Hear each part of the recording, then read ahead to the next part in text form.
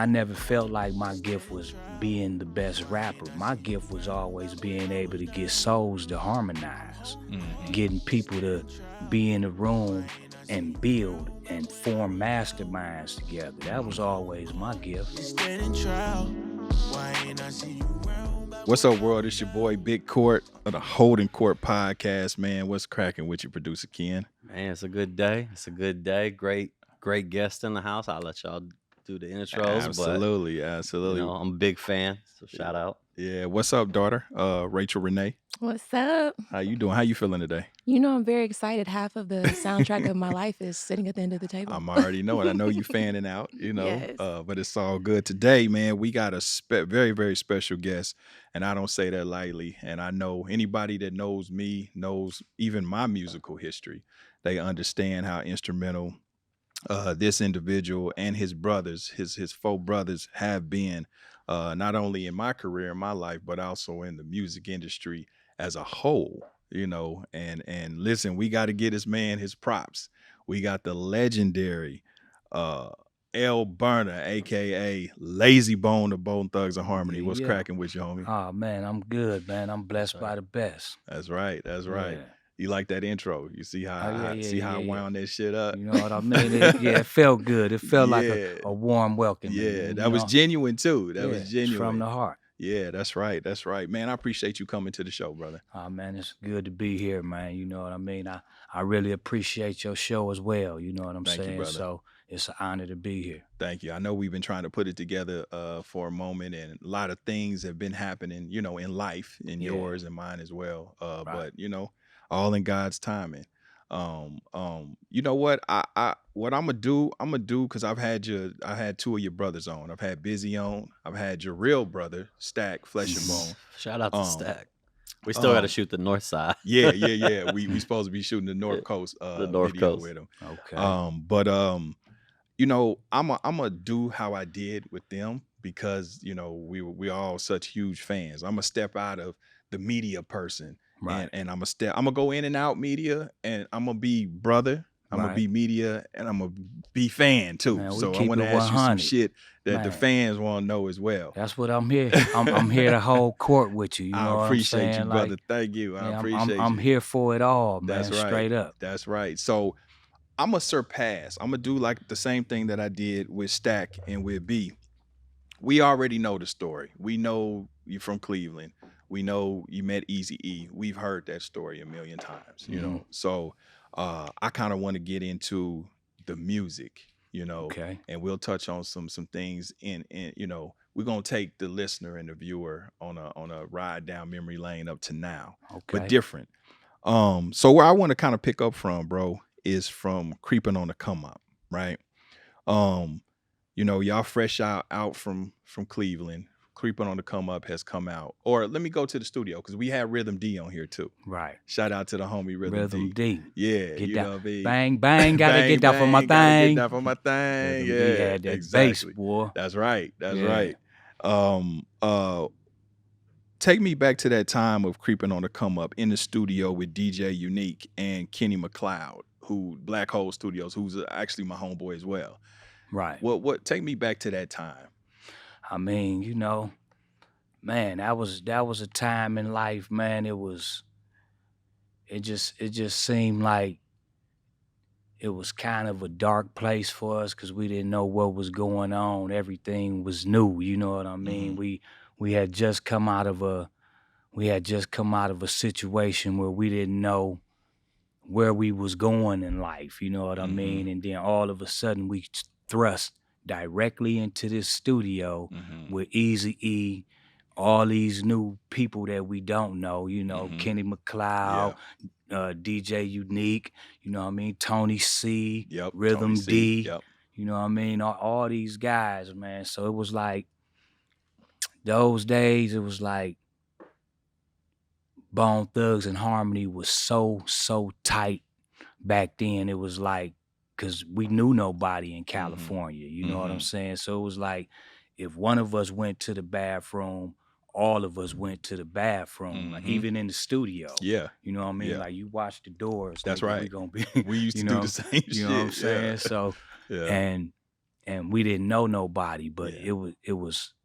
it was dark, but it was exciting because it was like, okay, now we got this opportunity. Mm-hmm. And Eazy-E used to let us do whatever we wanted to do. He never gave us instructions on how to do our stuff, you know what I'm saying? So it was like we was just like kids that got let loose in the playground, full reign, Mm-hmm. with producers that can make anything that we heard in our heads. Mm-hmm. You know what I'm saying? And that was the vibe of the studio. Was like we would hum stuff to Unique.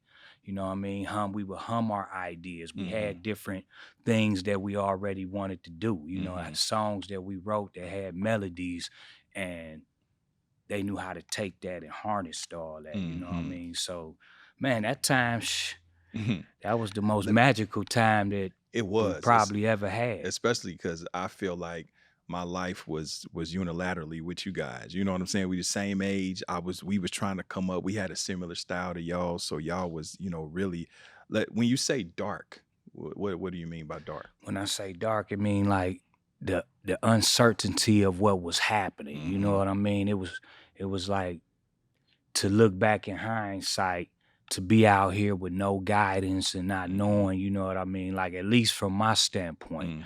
Because like I was saying to you just, you know, before we started, like all these I had to respect all the different perspectives of Bone Thugz-N-Harmony. But from my view, it was like we gotta succeed with what we're doing, because it wasn't nothing else. It's nothing to go back to. Everything was uncertain. You know what I mean? We had just lost Wally and all that. So that's what I meant by dark, like, cause it was like we didn't know. Yeah. If we, you know. And you guys were still teenagers. Yeah, we was young, man. I was 20 years old. You know what I'm saying? Wow.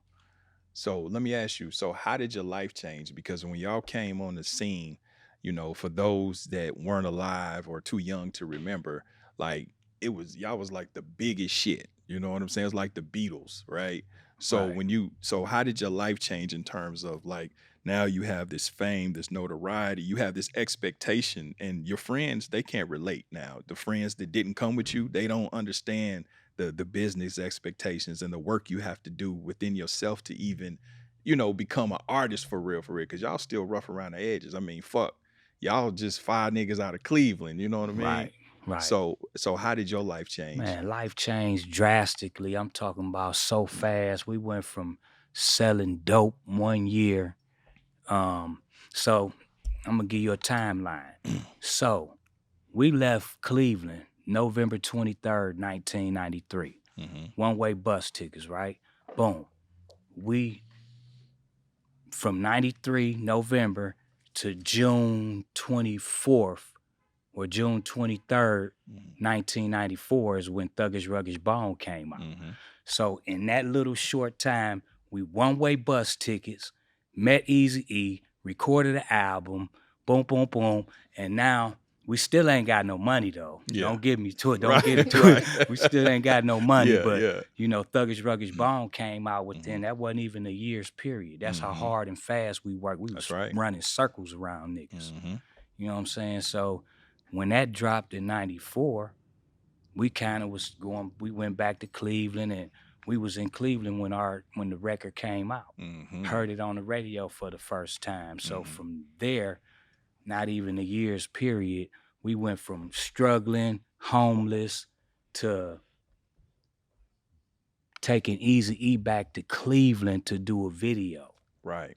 You know what I mean? Like, we told niggas we about to go to California. We gonna meet Eazy-E, and boom, boom, boom. We gonna come back and we gonna shoot a video, and we did all that. Yeah, which was for the love of money. For the love of money. Yeah. But we had shot Thuggish Ruggish Bone. No. Thuggish Ruggish Bone we did in Cleveland. Okay. Eazy-E wanted us to do our video out here, but we wasn't having that. Yeah. We like, we got to go home. We got to take this back to where we from. Yeah. And E was with that. Yeah. So that May, we shot the video. Shit came out in June. Now we famous. Well, we was already hood famous because we had a album out called Faces of Death in Cleveland. That was hood famous. But now we on the radio every day, all day, on the box. Mm-hmm. You know what I'm saying? So, and then a year later, 1995, Eazy-E passed. So within an 18-month period, we had became famous, lost our mentor, Mm-hmm. battling record companies. Yeah. So we went from nothing to something to nothing Yeah. real fast. Yeah. Back to something Right. to nothing. Right. Riding the roller coaster of life. Yeah. How did it affect you personally? You know, when E died. Oh man. I mean, I was really like, I was really shocked, man, you know, because it seemed like everybody was dying. I felt like, you know, me personally, the album we had out that we did independently was called Faces of Death, ironically. So I'm thinking like, damn, did we curse ourselves and naming our shit this, you know what I'm saying? Because we had just lost Wally, Terry, Boo, a lot of people died. You know what I mean? So we had that album out. So me being so enthralled in the creation and naming albums and trying to make it a concept and things like that, I'm like, damn, did we curse our shit? You know what I'm saying? So when E died, I was close to E. You know what I mean? E would come pick me up, like jump in. Yeah. You know what I mean? Like, not as the leader of Bone Thugz-N-Harmony, but as really the spokesman. Right. That was always made plays. I made the plays in this group. You know what I mean? I talked to Eazy-E. So he would come pick me up and be like, man, I ain't gonna never do y'all wrong. I remember one time he showed me a check for $80,000 to Ice Cube. He like, I ain't fucking him. Look, I gotta pay him this right. He was trying to win our, cause you know he had that stigma of doing artists wrong. Yeah. So I would ask him, like, nigga, don't play with us, E. Yeah. Like, we ain't got nothing. Like you all we got, and we bonded. You know what I'm saying? So when he died and we couldn't see him, it seemed like it was a dream, like a prank. You know what I mean? Of AIDS. Because we was with him in New York. You know what I mean? New York, November. We went to New York. First time I had a leather coat. Eazy-E buys leather coats. He out there with a Pendleton on like your daughter, button all the way up to the top. His shit was blue though. Yeah, of course. You know what I mean? But the same style. Yeah. That right there, that Eazy-E, Lokes on, kicking it strong, wrestling with us, kicking it. That was November. December, they say, boom, he got a common cold. You know what I mean? He went from a common cold to February. It was like, oh, he HIV positive. And then to February to March, oh, he full blown. Oh, end of March, he dead. We got a brand new album coming out. East 99. Yeah, like, and he was proud of it. And he was like, he was a Bone member, man. Trust me. That nigga look at everything from the end of the days, hair braided, looking like, all right, you know what I'm saying? Yeah. He had his hair braided, his Lokes on. He was ready. He was Bone ready. You know what I'm saying? So that shit tore me up, man. You know what I mean? Like, I was confused. What do you feel about the conspiracy surrounding his death? Do you feel like it was something more to it? Or do you feel like it was really AIDS or? I mean, shit, I probably helped spread that conspiracy. You know what I'm saying? Yeah. Like, I made songs about it and everything because it was just unheard of.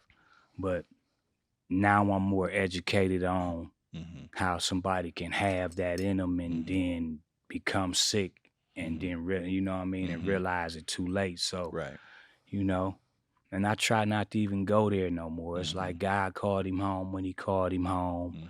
And I'm just so grateful that me and my niggas was those niggas that he bonded with and he passed that torch to us. You know what I'm saying? So that's why I'm Eazy-E forever. Right. I see you rep for him hard. Forever, man. I mean, every company wanted us. Yeah. Everybody wanted us. I was like, fuck that. Like we with E, man. We gonna hold this company up, and we had, and it was rifts. Yeah, You know what I'm yeah. I saying? was We just was finna go to growing that. I was pains. just about to go to that. So, I mean, unfortunately, Easy dies 95. And so now Tamika steps into power. And I guess is Jerry still around? Well, it was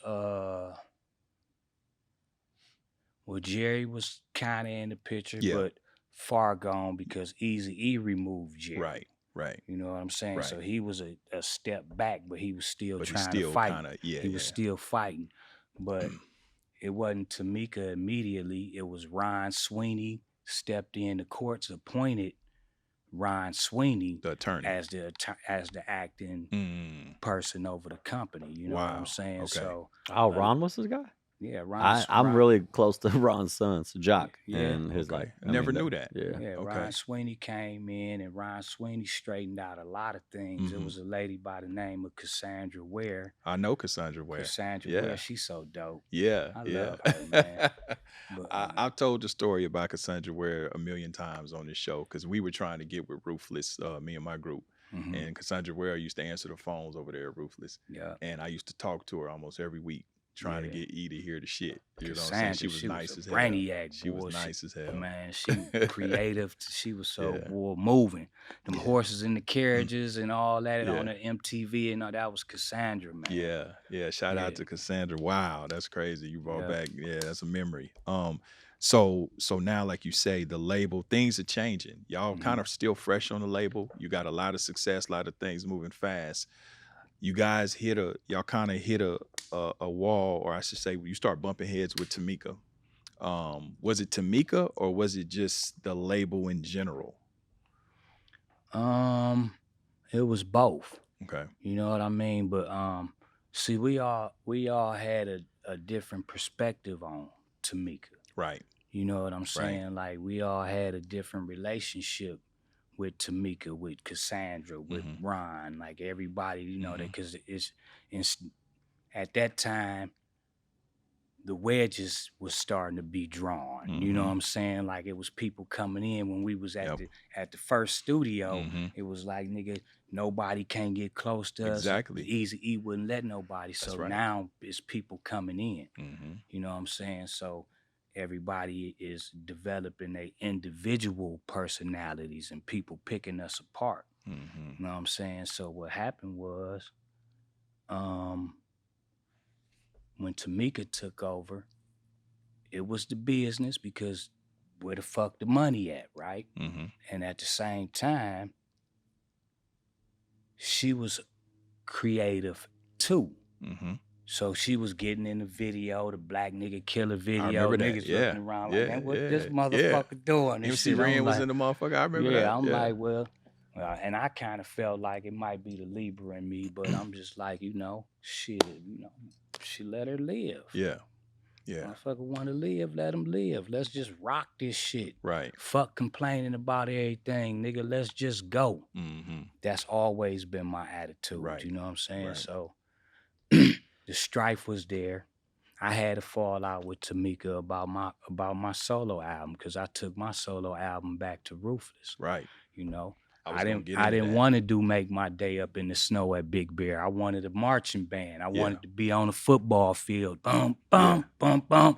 And I was forced to do that. So I was mad. Yeah. So we fell out, but we made up because I understood business. You know what I'm saying? So individually we were slowly becoming ourselves. We was this one unit to where Bone Thugz-N-Harmony, when we was developing ourselves, we was more of a democracy, you know. Majority rules. Right. It's 5 of us. It always worked wonders for us. So if Yeah. 3 niggas say, you know what I mean, then you get the other 2 got to roll. I mean, so majority rule got us a long way. So let me ask you, because Busy seemingly was very vocal, and it seemed like he wasn't on the same page that you was on in terms of, okay, let's just make this shit work. Let's keep moving forward. Busy's like, fuck that. So is that where kind of the I guess the infighting kind of started, just with difference of opinion of how to move forward with the business? Absolutely. You know what I mean? Because B wanted his results right there, right then, right now. I want my shit right now, nigga. It's like that right now. Mm-hmm. Don't work like that, man. Mm-hmm. Sometimes you got to be patient and all that type of stuff. So yeah, I had a difference with B. Mm-hmm. He stepped out first, you know. He started saying that the money wasn't right and all that, and I'm glad we could talk about it now. Right. 'Cause Right. hold on. I'm glad I could talk about it now because for so long I had to mask Mm-hmm. my feelings personally in Yep. order to keep everything Yep. together. You know what I'm Yep. saying? So while B wanted his shit right, Mm-hmm. which I never disagreed with, Mm-hmm. it's just the way you go about doing things. You know what I mean? Right. So Right. the internal strife was I want to remain loyal to where we come from. Niggas want their money right now. You know what I mean? But at the same time, it's a lot of erratic behavior going on between all of us. Right. We thug the fuck out, man. That's right. We straight up street niggas like niggas don't understand what a brand is. Mm-hmm. Not in 1994. No, that's real. That's some new shit we just started using within the last 10 Not years. in 1994. Yeah, that's I don't right. know why everybody fronting. You know what I mean? I That's had real. more thugs and shit. I was trying to be a company and all that. So Yeah, we gonna I get was to that. getting it. Yeah. But I wasn't there yet. You know Yeah. what I'm saying? So, you know. So why y'all dealing with that? Because it's, and I guess what I want the listener and the viewer to understand is y'all are still very young. Y'all 19, 20, 21, B being the baby, you know, but you have this success, you have this notoriety, you know, now you kind of starting to get to some money, but now your brother, not only your bandmate, but your brother, Flesh and Bone, Stack, he's dealing with very personal issues at the same time. So this gotta be stressful, a clusterfuck of everything. Eazy just died. We got this success. Flesh is tripping. I'm tripping. B tripping. The label, this, that, and the other. So how did you manage to navigate all of that in real time and still produce music? Because you motherfuckers never stopped. Like the music kept coming and the hits kept coming. But how was you able to navigate that? God just told me to keep my arms around my brothers. Mm-hmm. You know what I mean? Like it's always been bigger than us to me. You know what I'm saying? Like, so when B was tripping, I wasn't studying that shit. Go ahead and be crazy, nigga. If them niggas out there mess with you, boy, we coming. And that's it. And I'ma show them. And that was my mentality at the time. You know what I'm saying? So B was tripping, Flesh was tripping, B wanted more money, and still to this day complain about wanting more money. But the reason why we couldn't get more money is because he walked off tour. So it was a cause and an effect to everything. Right. So somebody had to be there to try to deal with the people just to keep us in the game. You know what I'm saying? Right. So that was my job. I'm the glue. I'm the fixer. It's always seemed like that too. Yeah, I mean, but I have to tell you my humble beginnings, because now that I'm looking in hindsight, I was chosen, tapped to go get my brothers and round this thing up. I always been surrounded by talent. I never cared about the best rapper. I make plays, man. Right. You know what I'm saying? Like every deal we got, I put that shit on the table. Crazy Bone want his business non-confrontational because he crazy. He quiet. He a fucking nigga off. He ain't had time for a lot of things when I was Layzie Bone and I'm rah nigga, whatever, you know, like so I had to, you know, individually relearn all my niggas, you know what I'm saying? So Busy wanted more money, but we brought that on ourselves. So he wanted more money for the group or for himself? He felt we deserved more. Okay. You know what I mean? But at the same time, I felt like niggas would probably mismanage their money too. You know what I mean? And then I always felt like, you know, the money gonna come. Yeah, that's right. Period. You stick down with the fam bam, man, like whatever. Like You know, like no matter what nobody go through, we holding court, so I'm laying it That's out right. there. That's right. Cause Take your time. I want people to understand that my contribution to this whole thing, cause I never had a break from Bone. Mhm. You know what I mean? Like we was a group in junior high, but when I went to jail in 1989, everybody went their own separate way. Mm. And I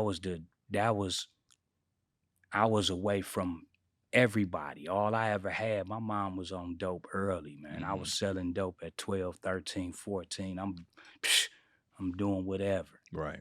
I ain't never been told no. Mhm. Come in the house or you can't go this way. I'm doing what the fuck I want to all my life. Right. You know what I'm saying? Yeah. So when I left, all I had when I left was my niggas. Mhm. And I got took away from that. Right. Sent to Texas, you know what I'm saying? So that's where all the Bone came from. Because my rap name was Busy. Right. When Right. Busy came along, my mom introduced me to Busy Bone. Mhm. Looking back at that, Yeah. because she used to tell me, I want you to meet this little boy. This Mm. little boy, I'm thinking he a little boy. Yeah. You know Yeah. what I'm saying? Like, she like, I want you to meet this little boy. And he left a rap on my motherfucking, on my pillow. Mhm. Because I used to work at KFC, me and my brother did. And I used to work at KFC, sell dope, get good grades, Yeah. all that. I Yeah. was all starting type of nigga all the time, man. Yeah. You know what I'm saying? So, but when my mom introduced me to B, I had just got back from Texas, and my whole goal was to get my group back together. Mm. Little do niggas know, nigga named Layzie Roundtree, I'm name dropping, but Layzie Roundtree, he was Wishbone. Mm. He Wow. from Inglewood, California. Oh, damn. I met him in Texas. Mhm. You know what I mean? Because we went to a school called Euless. I mean, in Euless, Texas, called Trinity. Mhm. So I was from Cleveland. Because I was bad, got caught selling dope. I had to go live with my uncle. I met this nigga named Al. He was Wishbone. He had a group out here called Bone Enterprise Mm. from Inglewood. Yeah. So I wanted to be in the group. Yeah. But he couldn't rap. I Yeah. could. I ran away from Texas out here to Inglewood. Mhm. This was like 1990. Yeah. Played ball up there and shit. I was here for a whole day. I was trying to escape Texas to get back to my niggas. Right. Cause we had to get our group together. Yeah. I've been on this group. That's why I was like so. For a long time, I was emotional about it. Right. I'm just now really Yeah. that like as about 5 years now, like Yeah. I could look at it from a objective standpoint. Right. With maturity too and time. Because I Yeah. mean, I'm gonna skip forward a little bit, but to your point, even with the El Burner album, when you talk about what was it, As the Rain and Mhm. Listen, it was like those was two songs that you dedicated, like you was pouring your heart out to your brothers, you Mhm. know. And that seemed to be a very introspective album as well. Is that fair to say? Like those were kind of your pleads to the fellas with those two songs? I mean, it's just how I feel. It's the family, you know what I'm Mhm. saying? Like a lot of my songs I plead to my brothers. I got a song I'm finna put out now called Pillar. Mhm. It's all about Bone Thugz-N-Harmony. Mhm. You know what I'm saying? So it's like I make a lot of those pleas because that was the only way I could truly express myself. Mhm. You know what I mean? But yeah, it was Is it sometime easier to talk to them through song than it is to pick up the phone and have that conversation? at different times in life it was. Mhm. You know what I mean? Now, you know what I mean, we all more mature now. Right, We all can right, pick that phone up right. and be like, you know, it's all 5 of us on the phone. Mhm. We conference calling, you know what I'm Yeah. saying? We talking like and it's habit now. Mhm. It's like it's in my hypnotic rhythm phase, which I call it. My life is a movie. I'm in hypnotic rhythms to where it's a habit. Mhm. Good habits, bad habits, hitting it in stride, Yeah. like Jordan hitting that fadeaway, you know what I'm saying? So Mhm. that's where I'm at in life, and that's why I'm able to talk about these Yeah. things now. So dragging it back a little bit. So during that time of when East 99 come out, huge hits, first of the month. What else was the other? It was a few on there. It was first of the month. What else was on East 99? Crossroads. Crossroads. Yes. How the fuck I forget Crossroads? Mhm. So then y'all decide to do the remix. But even interim all of this, right? Is this about the time that your brother, Flesh and Bone, he gets sentenced to, what was it, 12 years in prison? I think it wasn't, no, because I got a song with Flesh had a verse on Crossroads. Mm-hmm. But I got a version of that too. Mm-hmm. But he was in and out. Mm-hmm. So he didn't like get in trouble one time. Right. Right. And then, the Yeah. judge laid the hammer It was a on him. culmination It of was things. like Yeah. it was building up. It was Yeah. building up because he was fighting. He was mentally going through Right. things. You know feel what I'm like the saying? system dropped the ball with Flesh in that respect, that maybe it should have been addressed more with substance and mental, opposed to just The throwing him system in dropped jail? the ball on all of us. Mm-hmm. That shit don't work, man. Mm-hmm. You know what I mean? The Mhm. system ain't shit. Right.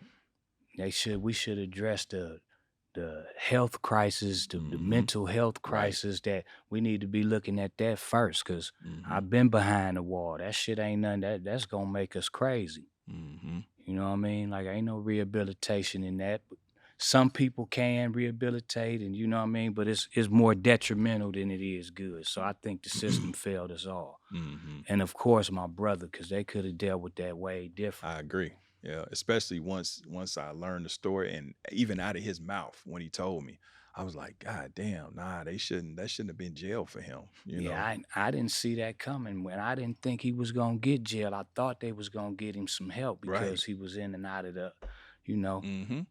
my nigga was 5150 Yeah, on him, nah, you he know? came on the show and said Yeah, it. that Stack nigga kept it was, 1,000. hey man, my brother was Yeah, tough, man. yeah, I'm not and playing. he said he said out of his mouth when he got that Sherm in him too, he Shoo. really got on That one. nigga was Hercules, He really boy. got on I'm like, one. y'all don't want no problems with my Yeah. brother. Y'all better back the fuck up. I'm telling you. Yeah, yeah. That nigga gonna get you. But yeah, no, he but you see, you know what I'm saying, through his religion and things Mhm. like that, Mm-hmm. sound mind, he was able to rehabilitate right. himself. And but that means that they didn't have to take that much time out of his life in the first place. Yeah, you know what 10 I'm saying? years. Yeah. That's crazy. Yeah, and that hurt me, man. They sentenced my brother the day before my birthday. I couldn't believe it. Yeah. Like, Yeah. I was fucked up, because that's my brother. Right. Like, that's your ain't real like brother. Same mama. Like, my yeah, mama used to under be the like, same boy, roof. you go outside. If one of y'all go, both of y'all go, nigga. Yeah. That's it. Yeah. Don't come back without the other one, or I'm beating your ass. Mhm. Flat out. How did his absence affect the group creatively and musically? Did y'all feel like y'all was missing a harmony? Like, Yeah, we felt like, it just felt like it was like around 2000, 2001, it felt like a lot was missing. Mm-hmm. You know what I mean? It felt like the love was gone. Like I lost my friends. Like, why is we doing this? Is this for the money now? Because I can get money. Right. You know what I mean? Like, so it felt like the love was gone, but Crazy Bone's passion for music Yes. kept me interested. Right.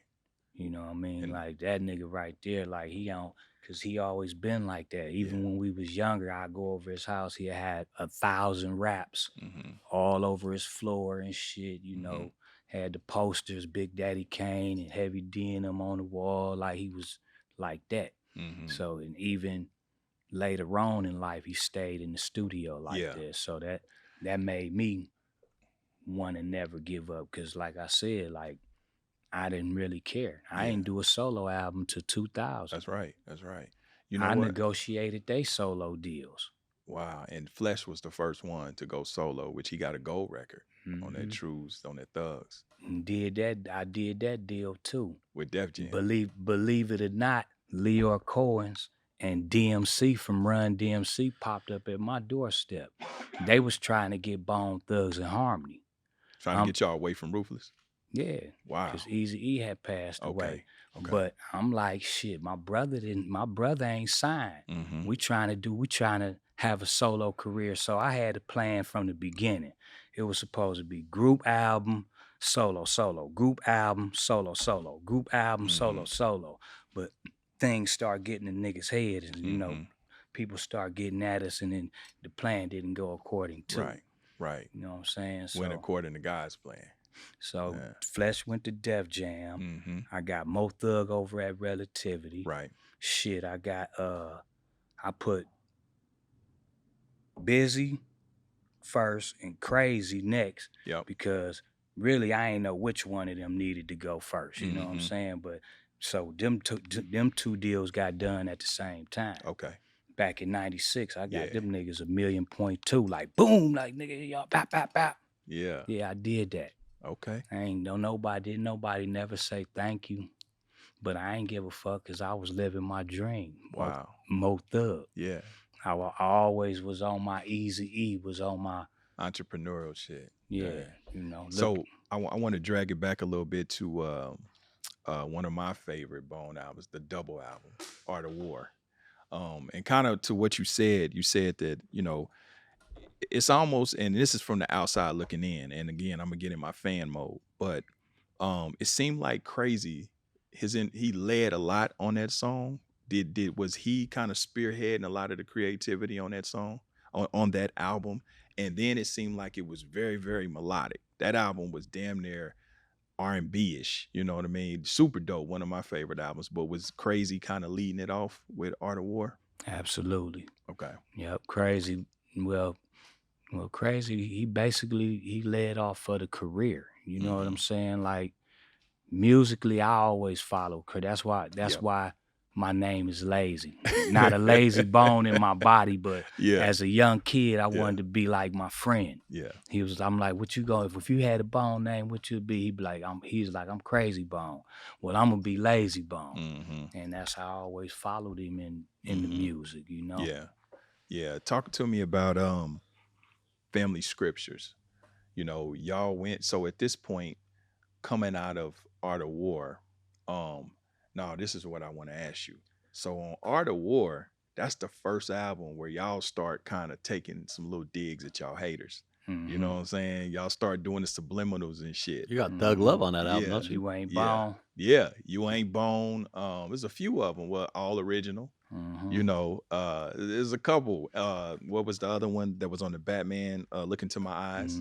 You know, when did it come apparent? When did y'all get wind that, okay, hold up, we got niggas out here, you know, it was, and back then it was subliminal. So you had Twister, you had 3 6 Mafia.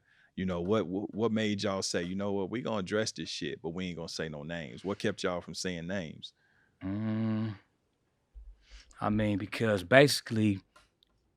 when we came in the game, I think we took the no name approach because when we came in the game, you know, Eazy-E was already feuding with Death Row and all that shit. Right. And we was like, we wanted to pounce. We rappers, like, you know, we wanted to go at the dog pound, whoever, whatever. We was ready, right? Yeah. But E's approach was like, y'all ain't in it, man. I got something else for y'all. Like, I don't want y'all in it. So I think that kind of rubbed off on us. And that, so we was like, we ain't said no names. Like, yeah. But y'all was going at niggas on Art of War though. Oh yeah. Niggas was getting bust on all day long. Who would you say? And I mean, of course, we can talk about it and laugh about it now because everybody grown and everybody cool now. But who was at the top of y'all hit list back then? In terms, who y'all felt like y'all niggas is really jocking our shit and y'all can't fuck with us on this mic? Shit. 3 6, Do or Die. Yeah. Crucial Conflict. All them my niggas too. Yeah. Y'all niggas know we cool. Don't be out everybody here cool now. Yeah. Well, Twister had the group, the Speed Not Mobsters. That was their little group. Yeah. See, but you know, I met Twister kind of early on though. You know what I mean? And we hit it off like Yeah. Like I think me and Twister the one broke the ice. It was one of his homeboys, nigga named Chew. Chew Loco or something like that, and caught me coming out the bathroom. He like, nigga, what's up? You got a problem with Twister? I'm like, nigga, do Twister got a problem with me? Like, nigga, I'm like, what my niggas at? What's going on around here? He like, man, y'all niggas need to talk. I'm like, all right. Well, and then he put us together. And shit, me and that nigga was cool early on in the game. So it really wasn't no beef with Twister because I already knew he was a fast rapper. You know what I mean? Like Twister was out there. Doing his thing, you know. And his shit was different though. Yeah, it was just different. Like to me. So his patterns was straight.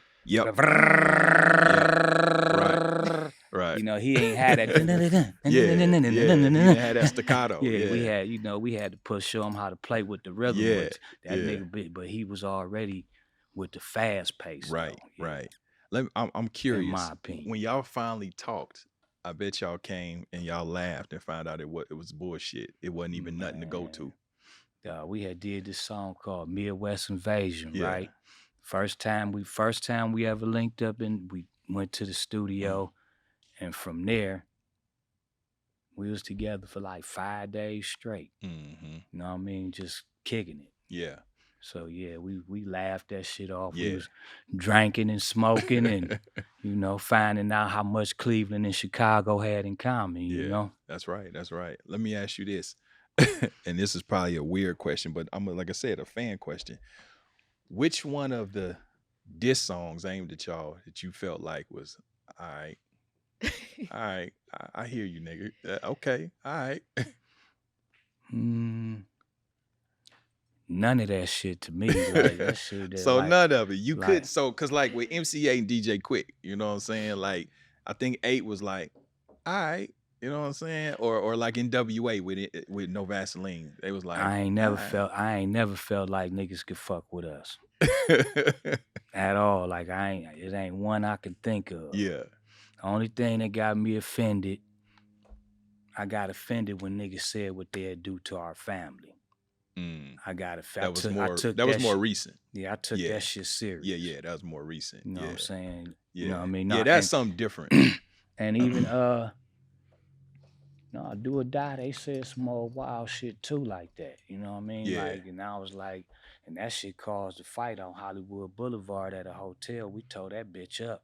Oh, it went down with Do or Die? Ooh, it went down, boy. Yeah? You talking about niggas getting bust over the head with vases and shit. How y'all run into each other? Just on a humbug? God. Well, no, it was some dude. I don't even want to talk about it, baby. But we home court. Fuck it. It's all good. No, we was I remember it was the Ghetto Cowboy did that video. We checking into a hotel. Niggas like,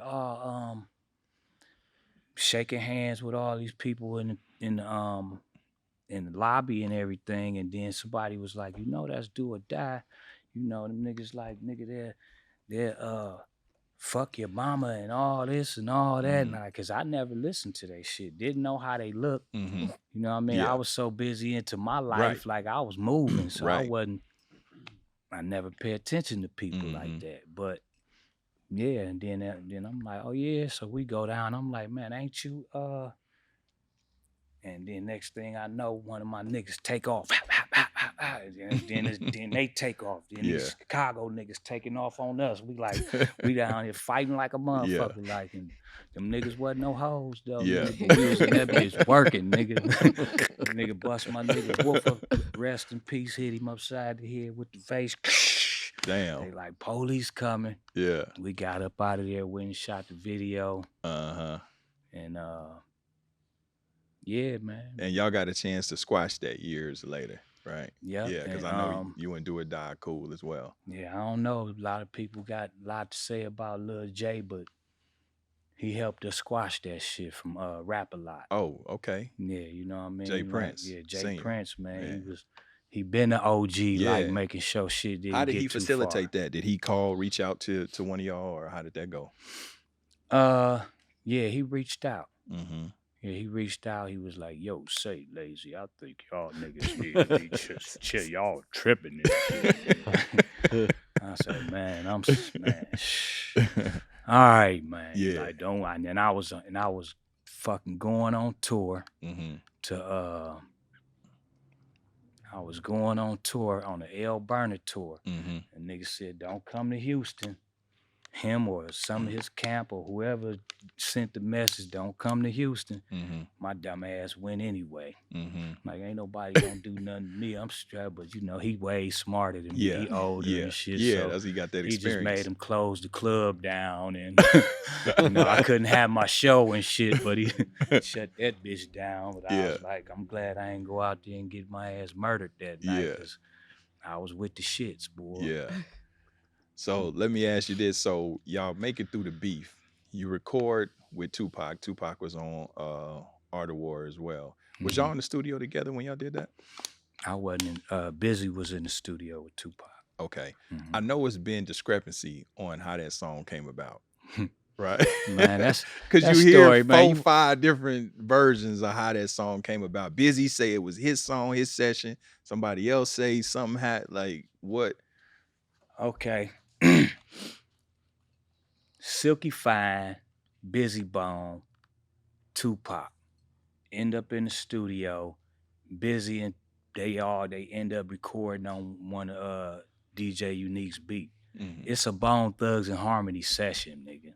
Okay. The budget is Bone Thugz-N-Harmony. So Bone Thugz-N-Harmony paying for the Yeah. shit, so it's a Bone Thugz-N-Harmony Yeah, song. Busy. He was crazy too, man. That Yeah. nigga was like, he really wanted that to be his song. Yeah. You know what I'm saying? He was like, you know, that's my song, that's my solo song. I'm like, nigga, that's Tupac. You got boy, nigga, nigga, please. Yeah. We own this motherfucker. Was y'all fans of Tupac before that? Hell yeah. I used to love Tupac. Back when Brenda had a baby, I used to have a nose ring because of that nigga. Like, damn. Yeah, I was in the 11th grade, nigga. I was that motherfucker closed up. I don't see no hole or nothing there. Yeah, you know, I told you I'm blessed by the best, man. Yeah. All my wounds healed. Yeah. Hey, is it true? And I seen that Fat Joe just said this recently in a story he told Angie Martinez. Is it true that y'all had apprehensions about recording with Biggie because of your relationship with Pop? No. It's not? We didn't have any apprehensions.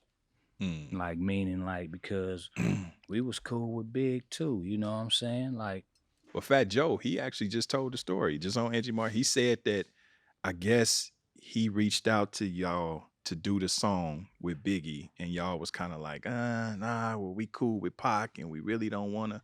But he's like, you know, because of him, the relationship y'all had with him, y'all went on ahead and did it. So then I called them, and they had already been cool with Tupac. And so they was like, yo, Joe, we can't do it. We cool with Tupac. And I'm like, yo, bro, this is B.I.G. Like, you know what it is to do a song with B.I.G. So I convinced them. Well, like I said, when we started this interview, you know, the perspectives of Bone Thugz-N-Harmony, you know, everybody got their own personality. Maybe he felt that from somebody else, but... Got you. But he didn't talk to you. Yeah, it wasn't like, your... Okay. It was never in question. Like, nigga, we... Biggie Small, when I remember Biggie helped us out of a situation one time when we fell out with Wu-Tang Clan at Russell Simmons' Christmas party. You know what I'm saying? They it went down with them niggas, and Biggie helped us get up out of there. What happened with that? What was this? Why y'all have a funk with Wu-Tang? Well,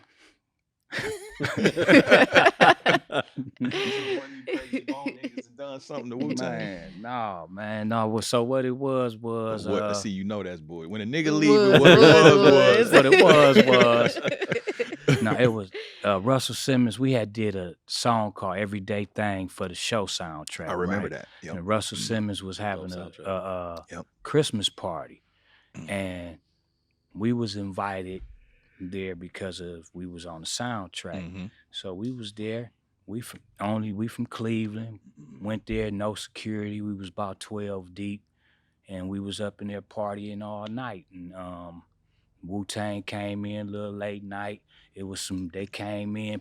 It was some pushing and shoving going on.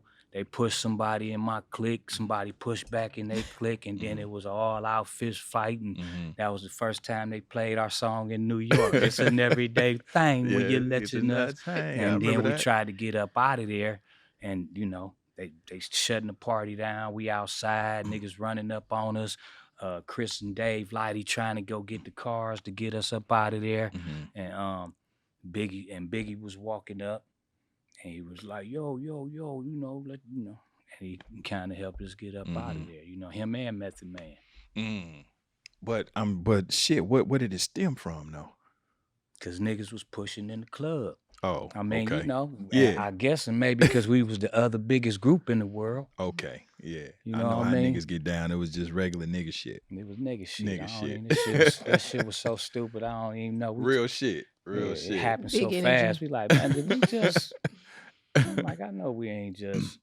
Russ ain't gonna never fuck with us. Right. Hey, I wanna ask you this, especially because I know you were kind of at the helm of this. You know, so coming off of Art of War, again, you start Mo Thug, you know. And I feel like during that time, you know, you of course you had the emergence of Actually, Mo Thug was before Art of War. okay. The Mo Thug The release. first one The first one, the was Family in Scriptures. '96. Okay, yeah, you're right, because it And had then, Thug Devotion Yeah. and Ghetto Blues. Mhm. Yeah. What prompted y'all to start this conglomerate? Because y'all had a lot of motherfuckers with y'all. Like that album cover with all the niggas in fatigues and all that. You had Soldier Boy, what was the Queen Thug Queen, Thug Soldier Queen, Boy, Poetic Graveyard Hustlers, Shift. Graveyard Shift. Was these all niggas that you grew up with? So, you know, we had, like I said, we had our first album was independent in Cleveland. So we was already famous and we was already popular on the scene in Cleveland because we did all the talent show circuits. Right. All the different talent shows in Cleveland, Bone played them things. So we was cool with all the artists around the city. You know what I mean? And we all made a pact that whoever would make it would come, you know, would come back and get people. You know what I'm saying? So I had Mo Thug on Faces of Death. If you read the inside of them credits, it's a shout out to my Mo Thug artists. You know what I'm saying? So I was already on that. And then the opportunity came after E passed away. I got to meet Cliff Contrary and Alan Grumblack up at Relativity. Shout out to Alan Grumblack, still around. So from there, I parlayed a record. But even, and the reason why I was able to parlay that into a little deal was because Eazy-E had let me send he paid for all them niggas to come out to California.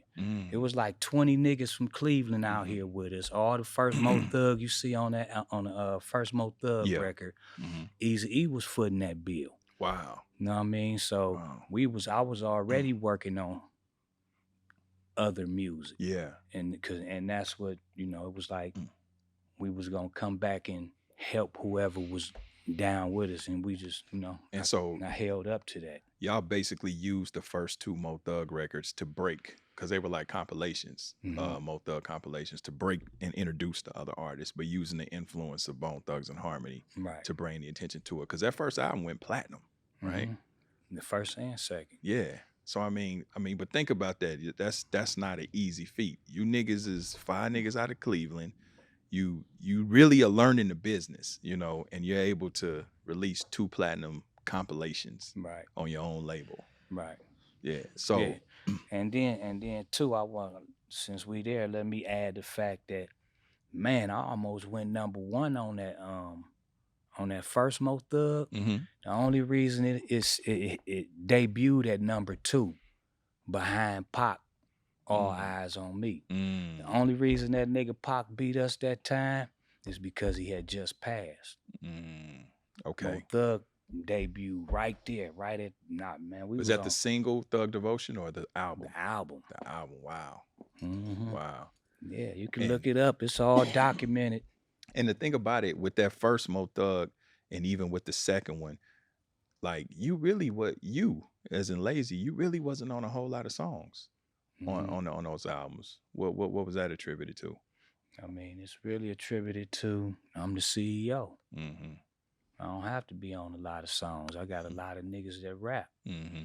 You know what I mean? Like I could throw an idea, I could start a song and give a song away or whatever the case may be. I'm in 10 different sessions all day, every day. You know what I mean? Like my dream is happening. Right. So my gift, I never felt like my gift was being the best rapper. My gift was always being able to get souls to harmonize, getting people to be in the room and build and form masterminds together. That was always my gift. Yeah, no, I feel that. What was your favorite song personally on the first Mo Thug? Well, you know, Thug Devotion was really one. Ghetto Blues with Too True. I like that song that I did with them. Man, I liked it, that whole album. Yeah. I like Crazy Bone when he did We Ain't Said No Names. Yeah. You know what I'm saying? Like, like that whole thing. So you know what song I liked on what was that end song? The one it was the very last one. It was a posse cut. With Crazy Come on Eternal? No, this is on Mo Thug Family Scripture, the first one. I can't remember it, but everybody was on the song. Cause you, as a matter of fact, I think you cheated. Family Reunion? Hold on. You cheated, my nigga. How? Because you said a verse. I think you said your verse from Thuggish Ruggish on that song. Nah, I switched it up. But you said most of it though, right? Yeah. Most of the verse. Yeah.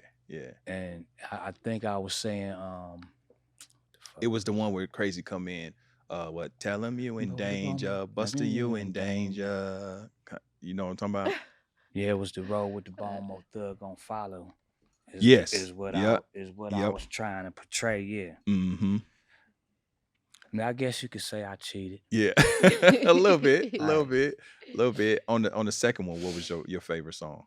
One of your favorite songs? Man, we got so many songs, man. I really don't. Well, let me ask you this musically. How did Believe come about? Because that's one of my favorite songs on there. So Believe was a group called MT5. Yeah. That's one of my favorite songs. That's one of my favorite songs on there. Yeah. So I'm in the process of making the album. So bringing those titles back to my mind, I'm kind of slow right now. But that Believe was a song called MT5. My cousin Rob J, rest in peace, found this group. 5 brothers. Harmonies was crazy. You know what I'm saying? And they came and they sung the chorus to us. And then me and Ant was like, nigga, we got to get on that one there. I still listen to that one to this day. Yeah, me too, man. I love that song. Yeah. What about, is that the same album that All Good was on? All Good was on, yeah. That was a big hit.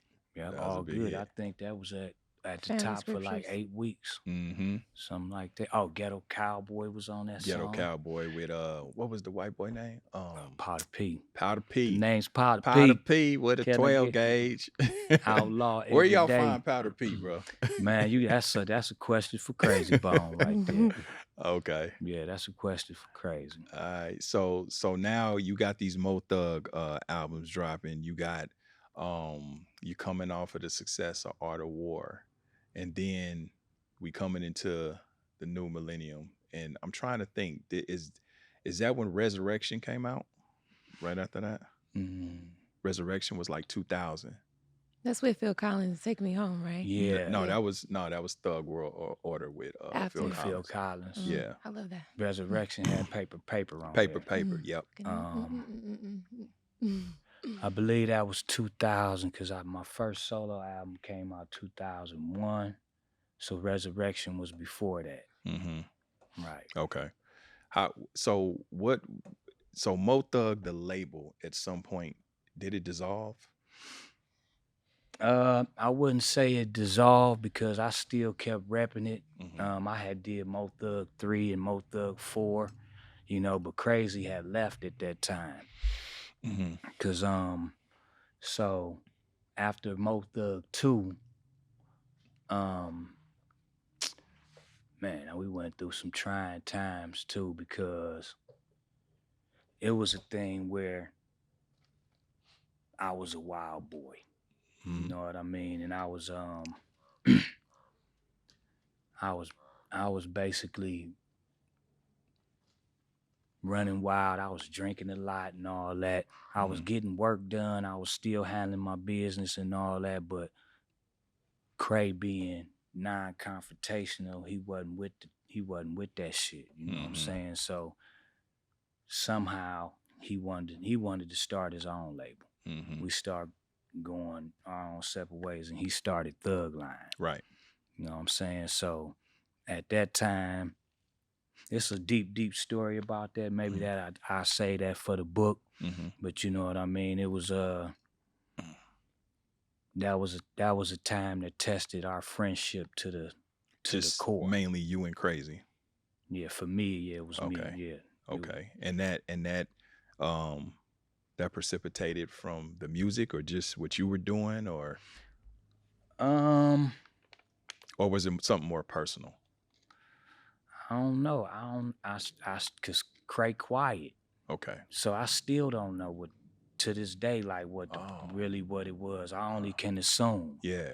You know what I'm saying? So it was like I was still gung ho. Yeah. And he was pulling back. You know what I mean? Really. So when it was time for the budget to come down for Mo Thug 2, they didn't release the budget to me. They gave it to Crazy Bone. You know what I mean? So Crazy Bone had went up to the thing, and one of my friends, rest in peace, was doing security for Cray. So Cray, the myth, the legend is, the rumor is, whatever it is that he went up there and told them people that I was a drunk, Mo Thug was dead, and it should be buried. You know what I'm saying? And he wanted to do it. So they was like, boom, well, this brand is alive. So they gave it to him. And that's when you see him basically push out front. And I just fell back. Okay. Like, well, I ain't no hater. You know what I'm saying? Like, I don't give a fuck about the money. Yeah. So did y'all ever get a chance to talk about that? Him saying that, and I really had to look in the mirror and be like, okay, well, if I did it, then I don't mind taking the back seat to my dude. I see. Okay. So I went. Eventually, I didn't get into we had a few differences. I wasn't in the All Good video, right? Because we wasn't supposed to be doing the All Good video. We were supposed to be doing the Soulja Boy. I said it must be, Yep. yeah. Yep. Gotta be Mighty Mo Thug. Yep. And that's severed everything right there, because you know, when they gave the budget to Cray, and I didn't know Felicia. You know what I mean? Cray was doing his own thing. He was making his own plays, but he wasn't putting it on the table for us to see it. You know what I'm saying? So I had to accept whatever he was doing, or be like, I'm finna lose a friend over this shit. So I chose to not lose a friend and just take it on the chin. Okay. Again, my perspective. That's my point of view. Yeah, you know for sure, for sure. It also kind of matches though, because you just said something that like it was shocking. I don't know why, but you said your first solo album, damn near 9 years after you guys dropped Faces of Death. Like, right. So you clearly are all invested in the group, because I never cared about solo. I did one solo song on Faces of Death. I went and got Crazy Bone to help me do the chorus line. You know what I mean? Like, I wasn't confident with that shit. Like, now it ain't nothing now, you know what I'm saying? But I had to train myself in that, and I wasn't ready. I wasn't confident, so I put Busy first. So when I dropped my first solo album, I was mad at Busy Bone because he dropped his second record the same day I dropped my first one. Smashed my sales. Damn. You know what I mean? Do you think that was intentional? He should have been aware enough to know. He should have been communicating with his nigga, the nigga that put food in his belly and clothes on your back, nigga, and guided you to the right far enough to get to where that was.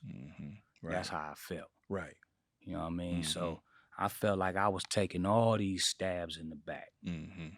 If I was a drunk, Cray didn't come talk to me personally. Yeah. He said some shit in a meeting to where one of my niggas, rest in peace, is a goon. The nigga came on me. I'm in the hood over my nigga Boogie Night House from the Poetic Hustlers. And my nigga Velo come down the street like, where the fuck Layzie Bone at? He smoked Sherm. So everybody like, oh, this nigga tripping.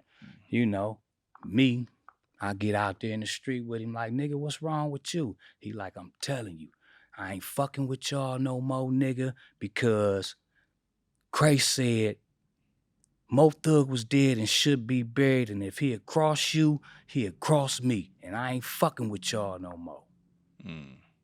Walked away, and my nigga didn't even fuck with me no more. So I knew I really felt like he wasn't lying. So, but I was like, all right, well, go ahead. You know, like, go ahead, Cray. But that was, I'm cool with it now because now we at 30 years. Right. If I would have been tripping, we wouldn't have got this far. That's right. But y'all never got a chance to actually sit down. Let me ask you this. Now, I went and talked to Cray. I was like, man, shit, dog, if you did that, you stabbed me in my back, my nigga, don't ever do that shit again. Fuck that. I love my niggas. Like nigga, don't do that. He like, you know, and it was cool. We powwowed and we talked. Yeah, you know what I'm saying? So, you know what that's I mean? What's But up. I had to go to it. Yeah, that's what's up. Yeah. Have y'all all, as 5, have y'all had a chance to just y'all get away from everybody, all the managers, the influencers, the handlers, labels, and all that, and y'all just work through y'all shit? Like fight, cuss each other out, say what you mean, hurt each other's feelings, hug, cry, all of that. Have y'all been able to do that? That's why I'm able to give you this interview. You feel me? Because we already did that. If not, I had to leave this bitch and go fight.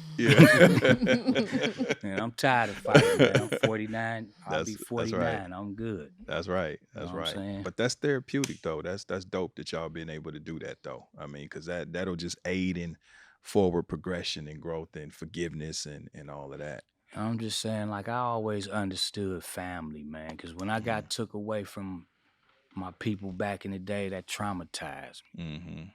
And, you know, my brothers always have been like my brother, my uncle, my father. My brother taught me how to save my money, count my money. Like, all I had was these guys. So, you know what I mean? Like, to let something petty or not be able to humble myself and apologize if I overreacted or, you know what I mean? Like,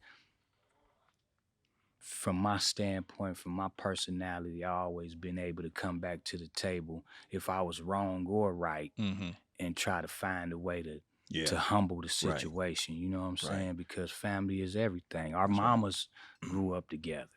Yeah, you know what I'm saying? Like, our mamas is like, our mothers had a lot to do with the shit. Yeah. They'd be like, we'd be fussing and fighting over the dumb shit. They'd be like, hold up.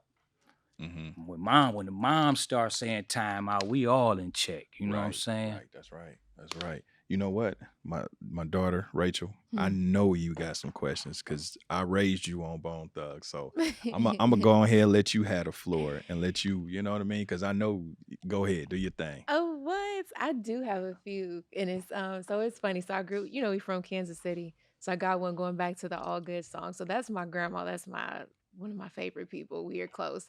So we Christian Bible Belt.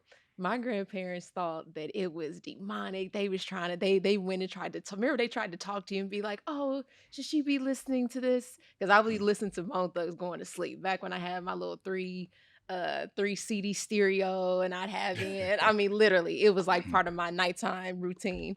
And I remember when we first played It's All Good. And my grandma said, oh my gosh, she's like, I love that song. And it was with that song, she, I guess, somehow decided that, oh no, they can't be demon possessed or whatever. So my question to you is, how do you now respond to people that at that time thought that rap or Bone Thug specifically was like conjuring the devil or Satanist or all that type of conspiracy?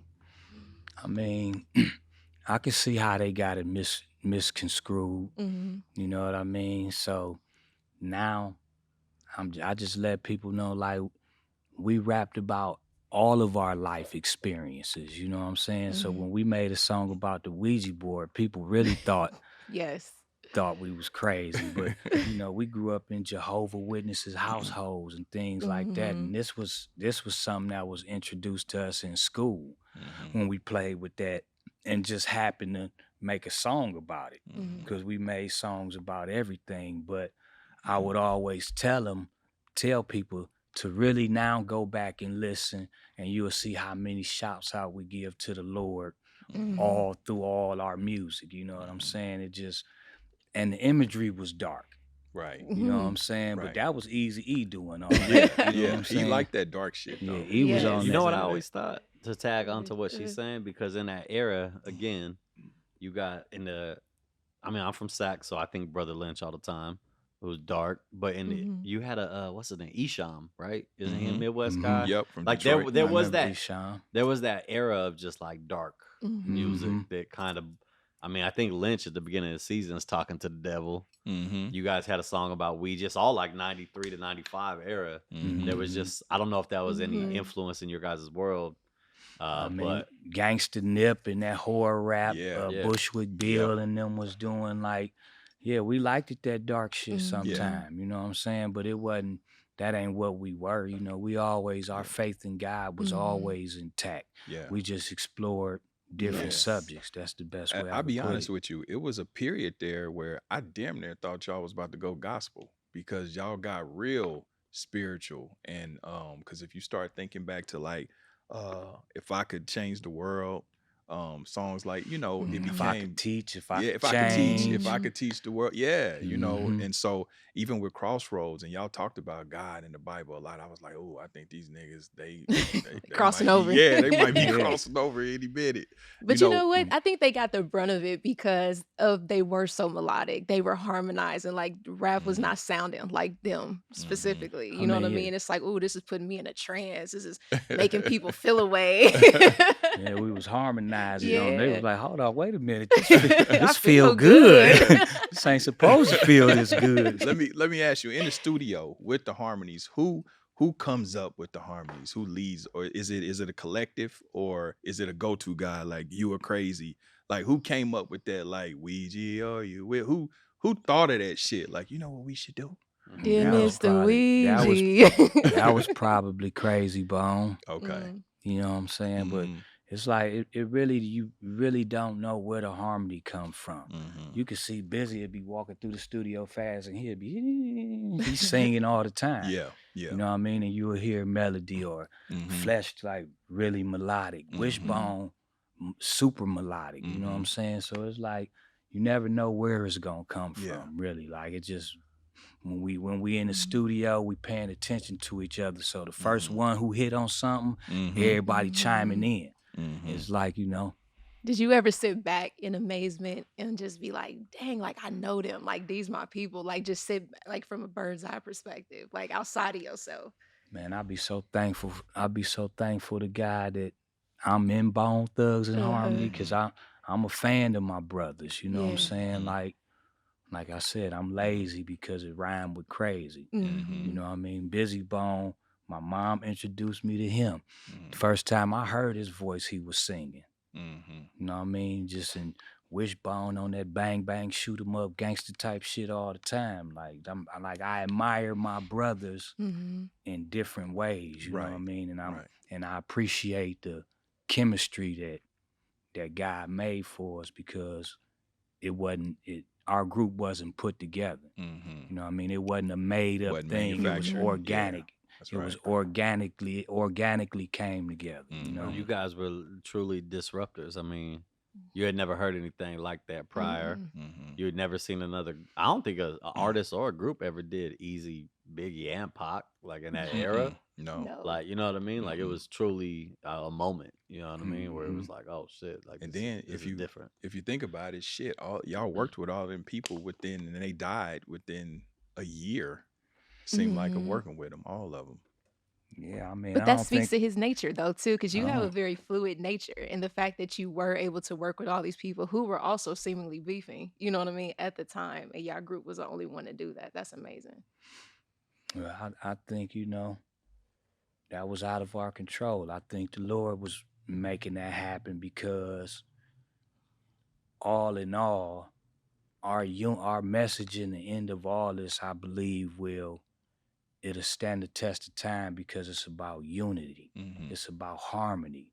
It's about togetherness, the love for brotherhood, one another, holding, you know what I mean, the thick and thin, going through it. So the unity is what Bone Thugz-N-Harmony possess. So to Mm-hmm. string those superstars right there together Mm-hmm. and to bring all that love together on stage every night in our Bone world, it ain't no beef with Pac and Right. Biggie. Right. It's like Mhm.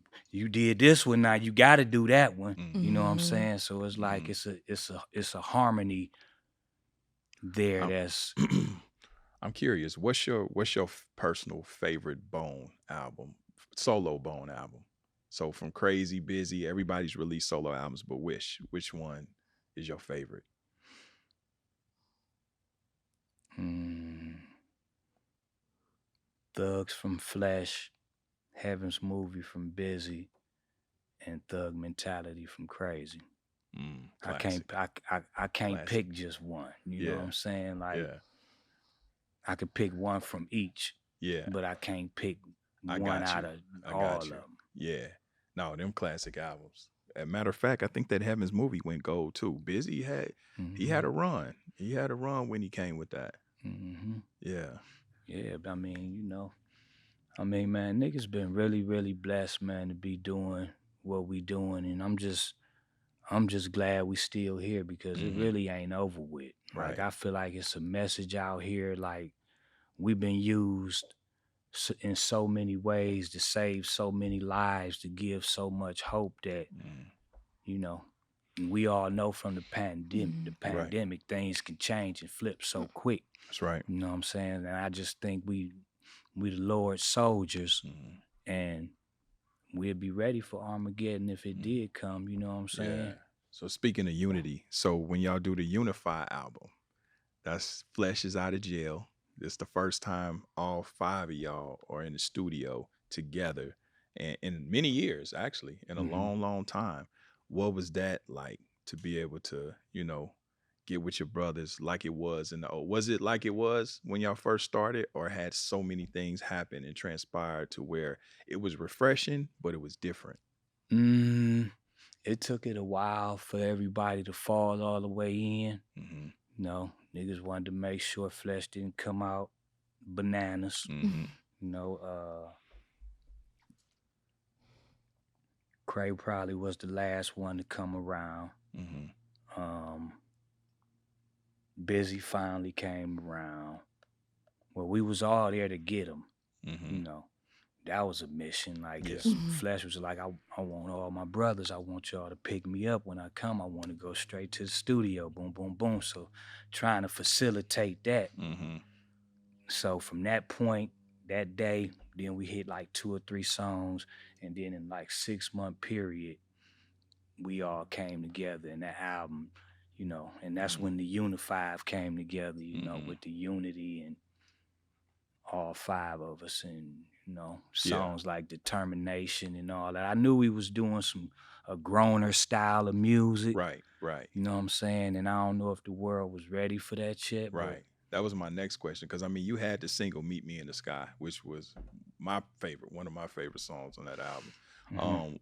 Why do you think that album wasn't as commercially successful as the previous ones? You think it was maybe the record company, change of times, or a culmination of all those things? I think our energy wasn't all the way on. Mm-hmm. So our energy wasn't all the way on, and then we ended up at Warner Brothers. Mm-hmm. You know what I mean? So Strength and Loyalty comes out, right? Mm-hmm. That was 2006. We was on Interscope. Right. So when Flesh was coming home, we was still on Interscope. So we had like a $10, $12 million deal on the table Mm-hmm. we was with Interscope, they got us. We had just went platinum with I Tried, you know what I'm saying? So, and we had the movie that just went platinum, the I Tried, the movie.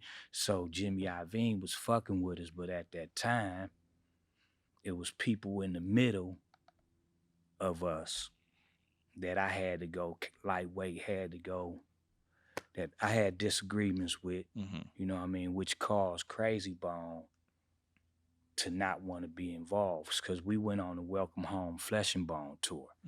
Cray didn't come. You know what I mean? So he stayed back because he felt like it was the drama. We had somebody that was in between us, which I don't want to give him no type of fame at all, but this big fat head motherfucker, you know what I mean? Like, had to test my wits and things like that, but Cray didn't want to do the album, so he sent in a letter saying that he was exercising his leaving members clause, you know what I mean? So we got dropped by Interscope. Wow. So from there, because my belief was, I'm thinking Cray thought they was gonna be like, well, let's come on, Cray, you the leader of the group, you know that. But Jimmy Iovine was like, if I can't have all y'all, I don't want none of you niggas. Right. Blew us. Yeah. So the energy, I'm a big believer in energy and vibrations. The vibration was fucked up. So when we went to Warner Brothers, which was the next label that we can get to, you know, to pick us up, they really wasn't hip to how to market us. You know what I'm saying? It was like, give us another Crossroads. That's why you got Meet Me in the Sky. That's why you like, give us this. Like, it like, man, leave us alone and let us do our thing, because that's what Eazy-E did. Right. He let us just do us, and then we'll have 1,000 songs he could pick from. Yeah. Right. You know what I'm saying? Was Unified with Swiss? Was that with Full Surface? That was Strength and Loyalty was with Full Surface and Interscope. Okay. And we had great energy with that. That was with the three though. That was me, Cray, and Wish. Right. And then, you know, that's when Busy was coming. We was trying to get B back in the fold. I tried to get B a part of that album. He didn't want to do it. That's when he cut his hair off and he was bald headed and shit, that. And he was running around looking like a monk around. He was going through it. My little brother was, he was going through it, but I was there for him also. You know what I'm saying? Like, even though he didn't want to do it. So when that fell through, we ended up at Warner Brothers. Long story short, they didn't really get the picture. They tried to A&R us when it's 5 of us. We don't need an A&R like that. Right. When we had an A&R at Interscope, it was like they was A&R just bringing us the producers and different artists, and they let us, but they let the emotion come from us. You know what I mean? We didn't have that at Warner Brothers. So I think that's where they dropped the ball, but it was Bone's fault again. Look at the man in the mirror, and the energy was off. Niggas' vibe wasn't on. You know what I mean? We wasn't talking. Right. You know what I'm saying? Hadn't worked through your shit yet. Yeah. So, Rachel, Renee, I know you got more questions. I want to give it to you. Just go a ahead. couple more. Go ahead. I want you to have your moment. So thank you. Because I know how excited you is. Whose idea was it to bringing it into the 2000s celebration? Whose idea was it to bring or to remake First of the Month and collab? That was Game. Okay. Yeah, the game, if you notice, he had put that song out, and then he called us for the remix. He got his response he got off that caused him to do a remix with us, and we shot the video. But he had him, Chris Brown, I think Lil Wayne, all them. He did a remix of first of the month. They called it Celebration. They took Crazy Bones having a celebration, let us stay high. I think that was the part. But yeah, that was the Game called that shot. Okay. Would you like to see more of your music? Would you like to see, whether it's remakes or even commercials, more movies? Would you like to see that? Of course I would. Well, actually, so I got a little, I don't know if I could call it a mixtape, but like she did HER, she did Days of Our Lives. Yes. Lecrae did, and we pray and we pray and we pray. Shit, Game just did another one with her bro. I forgot what it's called, but all them songs that they did, like every time somebody do that, I always write another verse. So I got it, like everybody who ever did something to our music, I took their song and put a verse on it. I'm finna put that shit out.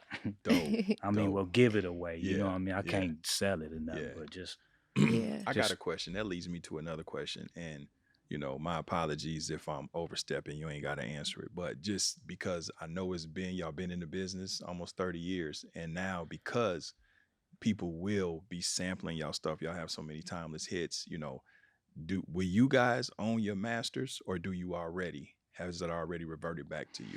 Well, all of our music is in process of reverting back to it. Okay. 30 year, the threshold of 30 years begins with Thuggish Ruggish Bone, 1994. So 94, 95, 96. I mean, 25, 24, 25, 26, and all that. So we're going to slowly start seeing all our masters come back to us. You know what I'm saying? So, you know, that's a big payday, right? Congratulations. That's why I'm asking, because I know the money that will come with that. And let me tell you, this is what I used to tell my niggas back in the days when they didn't want to sign a contract with Eazy. I knew this day would come. How I knew, I didn't know. I didn't know. Foresight. But it was like, we got to sign this shit now, B. They like, oh, he gonna fuck, man, sign the goddamn contract. We need to get in the door. Yep, you know what I'm saying? Like, that's no. Right. And then, you know, they said our contracts was fucked up, but by the time we left Ruthless, we was 50-50 on everything. You know what I'm saying? So we didn't stay down in the gutter. That's so right. Contrary to popular belief, don't believe that shit. That's right. You know what I'm saying? So now when the masters do come back, of course, the licensings and everything. Hell yeah. And I've been plotting on it. You already know y'all about to eat on that shit. That's why I asked. I never was mad about after like 10 years in. I'm like, oh, this shit ain't going nowhere. When I figured that out, you playing along. I'm like, okay, all right, well, okay, you ain't giving me my worth because you saying we ain't live, y'all don't think we gonna show up, or this one won't show up, or da. All right, well, you gonna give me 60,000 instead of 85,000. All right, I'll take it because I knew when I get the masters back, I'm a billionaire off of it. Real shit. Real shit. You know what I mean? And then we got the movie. So now, let me give you some future shit right quick. So the 30th year, the Legacy Project, which is consisting of a double album. This is my wishes, you know what I'm saying? A double album, the documentary, the autobiography, the movie, and the book. You know what I'm saying? And the worldwide tour, and then we could close the door on everything. So nice. That's for the 30th year anniversary. If I can get everybody to on the same page.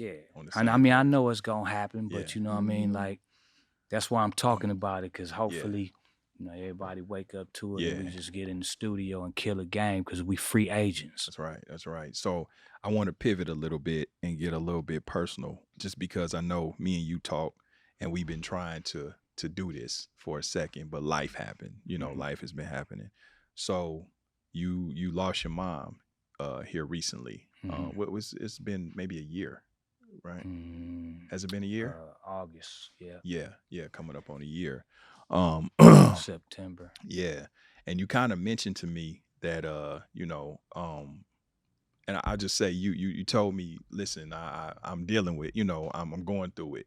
I've been trying to be strong and go, you know, and keep it moving, but I hit a wall, you know, just for the listeners and the viewers to kind of, because I've been through it already, you know what I mean? How has that, how are you faring with that, with the loss of your mom? How are you dealing with that, with your career, everything going on, and then dealing with grief? I mean, it's hard, man, you know what I mean? Because me and my mom we was really close, you know what I'm saying? Like she was, like you and your daughter, like me and my mom was best friends. Like the things my mother went through with drug abuse and all that, I was there with her to hold it in every step of the way. You know what I'm saying? So it was like for her to be gone, the only person I really picked the phone up and be like, "Ma, this was really going on." Mm-hmm. You know what I'm saying? So it's hard, but I gotta keep pushing because really from the beginning we was all living my mother's dream. Mm-hmm. She was the singer. She was with the OJs. She was doing her thing in the 70s. You know what I'm saying? She was the brick house. You know what I'm saying? Us being the house family. Mm-hmm. You hearing brick house around the house because she's a brick Yeah. house. You know what I'm saying? Like I got songs like that to bring me up. Yeah. Like I listen to the music that she put in my head. Like Yeah. that's the way I deal with it. I cope with it. You know, and I just keep pushing, man, because I know that it's bigger than us. And now that my mom's gone off earth, it's kind of like I'm getting a different perspective on death. Like, because Yeah. I don't believe that she just sitting somewhere just in the dirt waiting for the world to another, like I believe that that spirit is somewhere around me at all times, and I believe her energy is big, just in another form. And so I deal with it knowing that I could look at little signs and see her presence and things like that. So I'm dealing with it, man, but that shit hard. When you lose your mother, like, and y'all close, I mean, you know. I know. That's why when you gave me them sentiments, I really, really appreciated that because I needed to hear it. Not only did I lose my mom, man, my cousin Rob J, which was my best friend, the only nigga I really shared my thoughts with when I was fuck Bone, man. These niggas, he be like, "Hey, man, look here, man. Yeah. This the legacy. You keep that going. Yeah. You know what I'm saying? Like Yeah. my voice of reasons has slowly been leaving Earth the older I get. You know what I mean? So that's right. But I feel the knowledge that the Yep. wisdom that the Lord Exactly. He putting it in me now. Yeah. Like, but it just I guess it take time It because does. that grief for smack a nigga. I'm on the freeway Man. song. Come on, Man. I'm boohooing and shit. I done been in the gym, bruh. I'm in the gym like, the fuck, how am I on a squat rack and I start crying? Like shit. Right. You know, it just hits you, certain songs, certain thoughts, certain things like that. You know, I can remember my daughter. Do you remember when grandma passed away? And I remember I was so, you know, down in the dumps. I was so distraught. I was and I remember she had said that it hurt her to see me like that because she thought I was Superman and I was humanized. It was like I was like I was a little boy looking for his mama, like a lost little boy. I didn't even recognize him. Yeah. Literally. That shit was that. So I understand that. That's why I wanted to check in with you. And especially for people who, you know, may have just lost a parent or a loved one, you know, get them, because I needed that. It was people that had already been through it that was able to give me some direction and guidance and some upliftment, you know, to help me through, because it's tough, bro. Yeah, and it's tough. I firmly believe in doing wellness checks. You know what I mean? Like, let me just check on my G and see what's going on. You know what I mean? Because you know, we get busy, man. We get to moving in time, and you look up and 6 months went past. That's right. You know what I'm saying? And, so the whole world, check on your family, man. Like if we want to make the world a better place, take a look at yourself and then make the change. Then check on your people, make sure they cool, and then shit'll start smoothing itself out a little bit. Real quick, how do you deal with depression? How have you dealt with depression and things like that, loss and so much in the game? Man, I've been suicidal. I've been depressed so much. People never knew. That's right. I was depressed. Yeah. I kind of had to diagnose myself. Yeah, you get good at hiding it. Yeah, like especially when you always got a smile. Yep, you in the limelight. You know what I'm saying? So it's like, but I deal with it because I learned that I need to talk to somebody. You know what I'm saying? Because as long as you can communicate, if you to the point where you can't communicate, you really need help. But if you at a point you could communicate, then you can feel better and you can still cope. You know what I'm saying? So I done being at my age now, looking at always being a counselor to other people. You know what I mean? Helping, dealing with more of everybody else's problems than my own.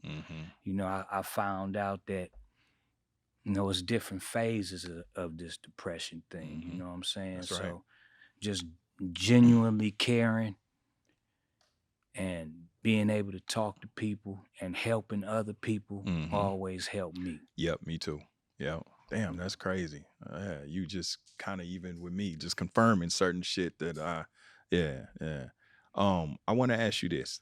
So from y'all having a dream, I want to ask you, from having a dream of this Bone thing, starting off as Bone Enterprise, and the vision that you had in the dream and all of that shit came to fruition. So now you, at this age, in this space, when you look back on it, was it all that you thought it would be? I would have never thought in a million trillion years that life would be this good and challenging, up and down. You know what I mean? Like, I never really got rich as fuck. Like ultra rich, super rich. I just had a good life because I'm a genuinely happy person. You know what I'm saying? So it's like, it's everything I asked for and then some more. You know what I mean? And just to be able to share it with everybody. It's a gift that keep on giving. You know what I mean? Like, we performed Crossroads a million times. Right. You know what I'm saying? But it keep on giving and people still want to hear it. And then to be creative, to be blessed to be creative and be able to still make music that touch me. Because if it got to touch me before I know it can touch you. Right. You know what I mean? Like, I always been able to know how to call it. So I forgot the damn question. Yeah. No, was it all that you thought it would be from this space? It's even more, man. I can't even front. I'm grateful. I'm gracious. I'm thankful, man. I'm thankful that I'm just like, I'm looking at my group now, like we all 5 here. Still here. It's a purpose. Yeah. I'm moving with definite purpose. You know what I'm saying? Like, I know exactly what I want to do now. Yeah. I mean, y'all like the Temptations of I've been of thinking hip-hop. that this whole time. Like He's like the Temptations. Otis. You Yeah, like yeah. the Otis. You keep it Yeah, together. you like Otis. Okay. Yeah. I was thinking the same thing. You like Otis, so I have to ask. Yeah. So you know where I'm going with this. If you Otis, Who's David Ruffin? B. Yes, I knew. You know, Busy. you gonna come back. Hey, I Busy. still got it, baby. Ain't no David Ruffins in Bone, though. Yeah, Busy go see this I'm shit just and hit me talking like, shit. Court, what the fuck? Like, hey, man, you know we having fun. Yeah, for man, sure. but Shout out to B, man. At any rate, though, like, for real, like, ain't no David Ruffins in Bone Thugz-N-Harmony because we all have been equal. You know what I mean? We all always appreciated each dynamic. We know that each one of us brings something to the table that make the whole. That's right. Yeah. It's like this hand right here. That's I right. can slap a nigga or I can put it together. Right. And I can really do some damage. Real with shit. it. We understand that. So Man, it's it's like like Voltron or like Constructicon. just like You know what I'm Voltron. saying? Yeah. Showing our age 80 now. baby. The A-team. I love it when the plan come together. Yeah, you know that's what I'm right. That's saying? right. So let's talk about now. I mean, you transitioned to reality TV. You on Growing Up Hip Hop, which when I seen that, I was like, damn, that's crazy. Okay, I see you. I see you expanding your brand. We know brand now. You know what I mean? How are you enjoying that? I mean, it's cool, man. You know what I'm saying? Like, the main thing, I wanted to try it out. You know what I mean? Now that I'm getting executive producer credits on the thing, I'm gonna be able that's dope. to form my own. Yeah. I want to do Living in Harmony. Yeah. You know what I mean? I want to do Welcome to the House. Yeah. My last name House, for those who don't know, you Right. know, HOWSC. So it's giving me an opportunity to expand into television, which I like to write different scenarios, short stories and things like that. So I'm really looking forward to that. And I like where I'm at with it. You know, my life changed a lot since the pandemic, man. Yeah. You know what I mean? Like, I had to step out. Like, for a long time, I was going through a not so good marriage, you know. I really didn't live Christian like life and shit to really be like, And this so is when you were married to Felicia, right? right. Yeah. Okay. Well, I'm still married to her, and we Okay. but we are getting divorced. You know what Okay. I'm Sorry to saying? hear But that, bro. I mean, it's all Yeah. good. I still love her the same. Yeah. Time over time, things change. That's But right. you know what I mean. But Mhm. we got 3 beautiful kids together. You know what I mean? They're super ultra talented, and y'all gonna hear from them in the future. Mhm. You know what I'm saying? So it's like,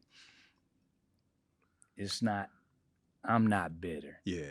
It was time for me to explore different things Yeah. anyway. And growing up, hip hop gave me that opportunity. Mhm. And being in the house and being able to get off the road for the pandemic for really allowed us to see where we wanted to be. Right. You know what I'm Right. saying? So Yeah. everything happened for a reason. But I'm looking at television seriously now. Okay. You know what I mean? And also movies as well, because I got movie scripts that I developed. Yeah. Yeah. You know? Yeah. Shout out to Felicia, because that song y'all did at what is it? All Lifelong. That shit was dope. Yeah. Mhm. Y'all, I don't Yeah, even we think was made y'all a couple at that time? Yeah, well, Oh, yep. okay. 'Cause I'm about to say the shit look real. We Yeah. made some Yeah. magic, man. Yeah. Yeah. That You shit know what I was dope. mean? Like no regrets, no regrets in life. Mhm. But like you said, I moved on, and Yeah. now I'm tipping with Tiny. Yeah. You know what I'm Shout saying? out to Tiny. It's all Yeah, I'm good. tipping with Tiny, man. We doing things on Yeah. some partner shit that I'm Some power like, couple shit. yeah, man. It's Yeah. like, man, God has revealed to me how to work with somebody. I had to go through everything I had to go through, but Right. now that I'm here, Yeah. it ain't nothing but it's only up from here. That's You know what I'm right. That's saying? right. Last thing I want to ask you, brother, with everybody, of course, starting with Tupac and Biggie, straight out of Compton, even my brother Master P got his series coming. Is there a chance for a Bone movie or a Bone series to hit the screen? So I'm gonna get that to you one more time, Court. Mm-hmm. So the 30th year legacy, the 30th Okay. year anniversary of the legacy, absolutely plans for a documentary, big screen. Hopefully LeBron look at this, you know what I'm saying? LeBron got Spring Hill. Maybe he might want to produce that Bone Thugz-N-Harmony movie on a He shoots here. He do? Yeah, Spring Hill shoot here. Spring Hill. Right over in the room, right over there. Yeah. But yeah, we definitely looking, man. Our story is so it's unbelievable. Yeah, Our we gotta life see is a that, movie, bro. man. We gotta see that. From the shootouts to the billboards to But the hold on. Grammys to Let me tell y'all how y'all got to do it though, and I'm gonna want some credit, my nigga. I'm gonna need a check or something. But this is how y'all need to do it. Y'all need to do it like Power. You start with the Bone Thug story and do it as a series, and then branch off to Layzie, branch off to Busy story, branch off to Crazy story. That's how you need to do it. You know what I'm saying? Okay. Yeah. And then even when you go to that, then Busy got his sons and his kids. That shit Absolutely. like 15 seasons, my nigga. 15 years. Y'all need to do it like that. Well, that's been the whole concept of Bone Thugz-N-Harmony. Everything, like, for me, Bone Thugz-N-Harmony is the root, is the tree trunk. You Right. know what I mean? So that tree trunk, the seeds was planted. Now it's done grown. Now the branches of us is Mo Thug and Harmony House and Flesh Bone Global and the Life Entertainment and Seven Signs with Busy Bone. You know what I'm saying? So all those different dynamics is really what we trying to do. Yeah. So I see where you're going. Get you a credit going for that. You know what I'm saying? You can have that one. You my brother. So, you know what I'm saying? Hey, whatever I can do to be of service, bruh, I appreciate you coming, bruh. And, like I said, it's so funny because, I got a chance to work with you early 2000s when we first met at Kenny McLeod. So, man, y'all niggas have done just, I'm speechless, really. Just coming from where, starting from where y'all came from, and the Grammys, like you said, the American Music Awards, the Grammys, the countless records broke, millions of records sold, and still a touring group, still relevant. The influence, so many artists have been influenced by Bone, whether they want to admit it or not, Right. both R&B and rap. Which, real quick, let me ask you, y'all, are you usually flattered by that? Or do you get kind of like, a little possessive with it? Like, damn, nigga, like, get your own shit. Nah, really, you know, my whole thing was always roll with the bone, more thugs gonna follow. Yeah. So you know what I mean? It's Yeah. the whole world bones. We all soldiers, you know what I Yeah. mean? Yeah. So I'm not possessive over the whole thing. I think it's here to be shared, you know what Yeah. I'm saying? That's I right. think the love is in sharing. Yeah. Sharing is caring. All Yeah. that old soft shit, you know. That's right. Well, I appreciate you, Lay L Burner, for coming through, my brother. And you know, if you ever, you know, I'm here, you know what I'm saying? If I can be of service, anything you need, you already know what it is with us. You know what I'm saying? I appreciate you and your brothers, you know what I mean? And I'm gonna say this too. Just Busy made me an honorary Bone member in what year? 2001? Was it Kansas City Chief? For I think it sure. was. Yeah, on for sure. You know, I don't know if you niggas recognize that. The other four niggas recognized it, but Busy said it. Hey, So You know more what like I'm a saying? Mo Thugs He member.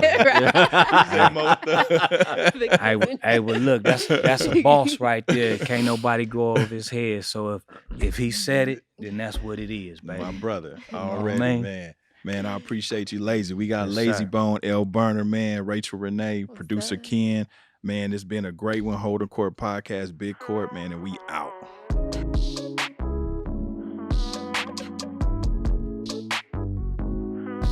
I'm holding court, it's standing trial. Why ain't I see you round back when I was down? Karma's on the way. What goes around comes around, karma's on the way. There's nothing you could do now, you gotta pay.